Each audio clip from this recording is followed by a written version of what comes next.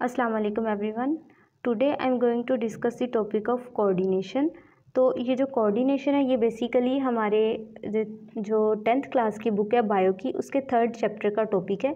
तो कोऑर्डिनेशन का मतलब समझने से पहले हमें पता होना चाहिए कि जो यूनिसेलुलर ऑर्गेनिजम्स है और मल्टी सेलुलर ऑर्गेनिजम्स उनकी बॉडी कितने सेल्स पर मुश्तमिल होती है और वो सेल्स कैसे काम करते हैं। जो यूनिसेलुलर ऑर्गेनिज्म है पूरी बॉडी इसमें एक ही सेल पर मुश्तमिल होती है, वो एक ही सेल पूरी बॉडी के फंक्शंस को परफॉर्म करता है। While on the other hand in multi cellular organisms एक ऑर्गेनिज्म की बॉडी बिलियंस ऑफ सेल्स पर मुश्तमिल होती है। जैसे अगर हमें ह्यूमन बॉडी की बात करें तो ह्यूमन बॉडी के अंदर 10,000 बिलियंस ऑफ सेल्स होते हैं। इससे भी ज़्यादा हो सकते हैं, कम हो सकते हैं, लेकिन मोस्टली ज़्यादा। तो इतने ज़्यादा जो सेल्स हैं वो आपस में मिलकर जो फंक्शंस हैं उनको परफॉर्म करते हैं। सेल्स आपस में मिलते हैं तो टिश्यूज़ बनाते हैं, टिश्यूज़ मिलकर ऑर्गन्स बना रहे हैं, ऑर्गन्स मिलकर ऑर्गन सिस्टम बनाते हैं, ऑर्गन सिस्टम मिलकर फिर एक ऑर्गेनिज्म या इंडिविजुअल बनाते हैं। ठीक है, तो उनके अंदर जो ऑर्गन्स हैं और ऑर्गन्स मिलकर ऑर्गन सिस्टम बना रहे हैं, ये ऑर्गन्स जो होते हैं ये आपस में लिंक होते हैं, रब्त में होते हैं और मिलकर कोई भी एक्टिविटी परफॉर्म करते हैं। ठीक है, तो हमारे पास जो कोऑर्डिनेशन की डेफिनेशन होगी वो है working together of various organs का मिलकर काम करना इन ए प्रॉपर मैनर, एक वेल ऑर्गेनाइज्ड मैनर में काम करना, ताकि वो क्या कर सके, प्रोड्यूस एन अप्रोप्रिएट रिएक्शन, एक अप्रोप्रिएट रिएक्शन शो हो सके टू स्टिमुलस, किसी भी स्टिमुलस के मिलने पर। ठीक है, उसके बाद अगर हम कोऑर्डिनेशन की एग्जांपल देखें तो एग्जांपल में अगर एक प्लेयर है उसने एक बॉल को कैच करना है, बॉल को कैच करने के लिए वो ज़ाहिरी बात है दौड़ेगा, दौड़ने के दौरान उसके बॉडी के हंड्रेड्स ऑफ मसल्स यूज़ हो रहे हैं। अब उसके लेग के मसल्स, आर्म के मसल्स, बैक के मसल्स, ये सारे मसल्स क्या करेंगे, मूव करेंगे। ठीक है, अब ये जो मसल्स हैं इनके पास मूव करने के लिए इन्फॉर्मेशन कहाँ से आई? अब ये जो इन्फॉर्मेशन उनको मिलती है वो दे रहा है हमारा नर्वस सिस्टम। अब ये जो नर्वस सिस्टम है वो इन्फॉर्मेशन कहाँ से ले रहा है, वो इन्फॉर्मेशन ले रहा है हमारे सेंस ऑर्गन्स से, और सेंस ऑर्गन्स इन्फॉर्मेशन कहाँ से ले रहे हैं, अपने इन्वायरमेंट से। ठीक है, तो ये एक पूरा एक साइकिल चलता है। सबसे पहले जो है मसल्स की बात की हमने, मसल्स के पास इन्फॉर्मेशन कहाँ से आई, नर्वस सिस्टम से, और नर्वस सिस्टम ने इन्फॉर्मेशन कहाँ से लिए, हमारे सेंस ऑर्गन्स से, और सेंस ऑर्गन्स इन्फॉर्मेशन कहाँ से ले रहे हैं, रिसेप्टर्स से। ठीक है, और रिसेप्टर्स के पास इन्फॉर्मेशन आ रही है आफ्टर स्टिमुलस, किसी स्टिमुलस के मिलने पर, और वो स्टिमुलस क्या होता है ये हम आगे जाके देखते हैं, डेफिनेशन उसकी प्रॉपर देखेंगे फिर आपको इसकी समझ आएगी। ठीक है, अब जो हमारे पास कोऑर्डिनेशन है ये दो तरह का होता है, एक होता है नर्वस कोऑर्डिनेशन। अब जो हमारे पास नर्वस कोऑर्डिनेशन है वो कौन करवा रहा है, हमारा नर्वस सिस्टम, और जो हमारे पास केमिकल कोऑर्डिनेशन है ये हो रही है एंडोक्राइन सिस्टम से। ठीक है, अच्छा, अब हमारे पास एक फंक्शन को परफॉर्म करने के लिए जो कंपोनेंट्स इन्वॉल्व हैं हमने अब वो कंपोनेंट्स देखने हैं। सबसे पहला हमारा कंपोनेंट है स्टिमुलस का। ठीक है, स्टिमुलस है सबसे फर्स्ट पे, उसके बाद है receptor and coordinator and then effector and last one is response. ठीक है, फर्स्ट वन इज स्टिमुलस। तो स्टिमुलस क्या होता है, कोई भी चेंज जो हमारे एक्सटर्नल या फिर इंटरनल इन्वायरमेंट में आ रहा है। एक्सटर्नल इन्वायरमेंट मतलब हमारी सराउंडिंग्स, और इंटरनल इन्वायरमेंट मतलब हमारी बॉडी के अंदर जो चेंज आ रहा है उसके रिज़ल्ट में हमारी बॉडी कोई रिस्पॉन्स शो करे। ठीक है, उसे हम क्या बोलेंगे, स्टिमुलस। इसकी आम एग्जांपल हम अपनी आम लाइफ में देखते हैं, जैसे अगर कोई आपके मुंह पे आकर थप्पड़ मार दे तो आप खामोश तो बिल्कुल नहीं बैठने वाले, तो आपकी बॉडी को स्टिमुलस किसका मिला है, थप्पड़ का, और आप फ़ौरन से उठकर उसके मुंह पर भी थप्पड़ मार दोगे या कोई भी किसी भी किस्म का रिस्पॉन्स शो करोगे। ठीक है, तो ये जो आपके मुंह पर थप्पड़ पड़ा है ये क्या है, स्टिमुलस।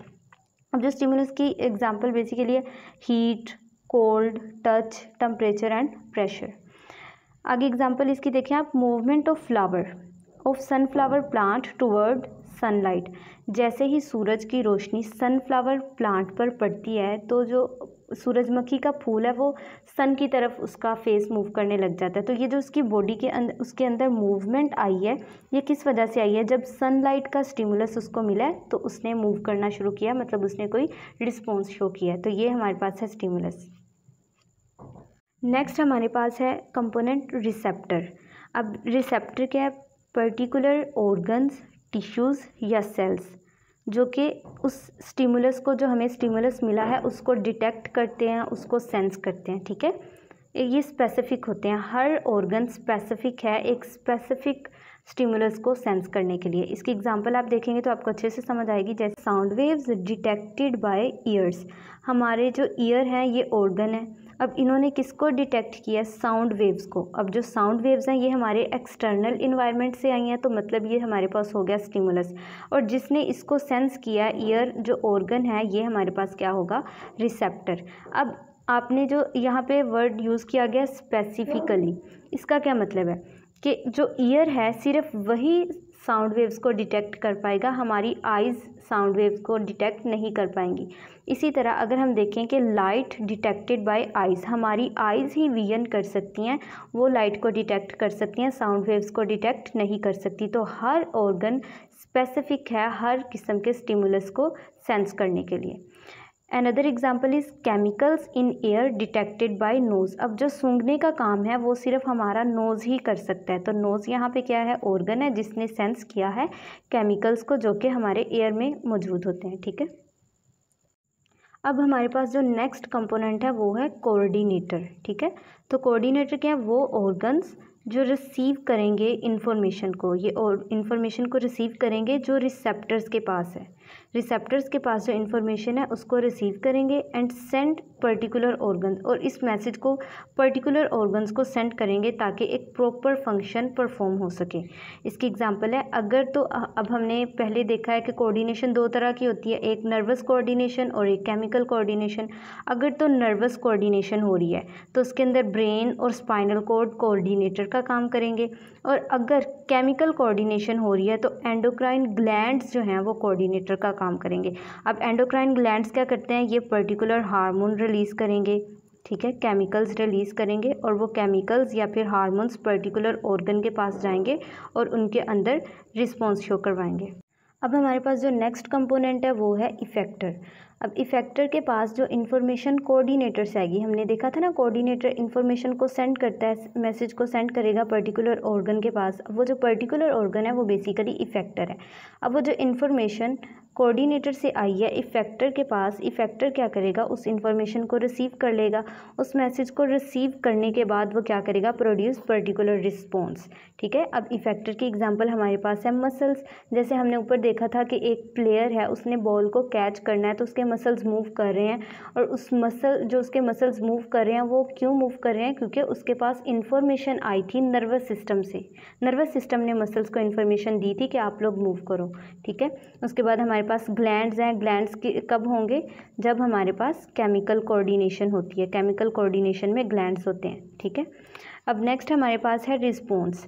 रिस्पॉन्स नाम से ही जाहिर है कि किसी भी चीज़ का हमने जो रिप्लाई है, किसी भी कोई मैसेज आ रहा है उसका हमने रिप्लाई करना है या कोई एक्शन परफॉर्म करना है। ठीक है, तो रिस्पॉन्स क्या होगा? Actions performed by effectors. Effectors ने जो रिस्पॉन्स शो किया है, मसल्स ने मूव करके जो एक्शन परफॉर्म किया है वो क्या होगा? रिस्पॉन्स होगा। अब एक और एग्जांपल हम देखते हैं, pulling hand away from something very hot. अगर आपका हाथ किसी गर्म चीज़ पर लग जाए तो आप अपने हाथ को फ़ौरन से खींच लेते हो। ठीक है, तो आप लोग अपने हाथ को क्यों खींच रहे हो? क्योंकि आपको हीट का एहसास हो रहा है। ठीक है, तो ये जो पुलिंग अवे है, हैंड को आपने जो खींच लिया, ये आपका रिस्पॉन्स शो हुआ है after receiving stimulus of heat. Okay, so guys, that was all about coordination and components of coordinated action। और अगर आपको लगता है कि मैंने आपको कोई भी अच्छी चीज़ बताई है या कोई नई चीज़ बताई है तो प्लीज़ वीडियो को लाइक ज़रूर करिएगा और चैनल को सब्सक्राइब करना मत भूलिएगा। ये आपकी तरफ से एक इंडिकेशन होती है कि हमने कोई अच्छा काम किया या हमारी किसी बात की किसी को समझ आई है, तो प्लीज़ चैनल को सब्सक्राइब ज़रूर करिएगा।